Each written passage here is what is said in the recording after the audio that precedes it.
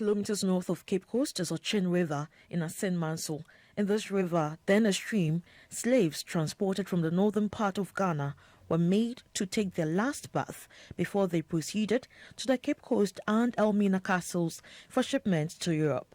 The zeal and interest of Mr. Jeffrey and Shakira Edison to visit such slave trade centers encouraged them to document their experiences into a book, The Last Bath. The 40-page book uses words, pictures, and symbols to tell the historical reality and symbolism of the last bath and the story of slavery from the African perspective, depicting the emotions and knowledge that goes with the narrative. The authors, Mr. and Mrs. Edson, said their visits to the slave dungeons made them imagine the experiences of their ancestors during the slave trade days as though they were there too. The drawings, the paintings put our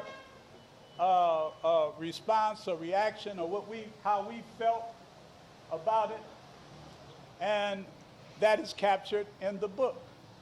We then also had the opportunity to travel north, not all the way north, but we were able to go to Tamale and Sagala and Sakpuli, some of the slave markets, or the markets where our African people were captured and enslaved, or captured and traded, I should say, and brought down. And so we documented that. And then also it captured some of the photos of our experiences during Panifest and Emancipation at the Durbar and Asen Manso. And so it is important for us to tell the story. Mr. Ivo Ajimandia launched the book. The Last Bath is a history of what happened that was unfortunate, but history is also permanent.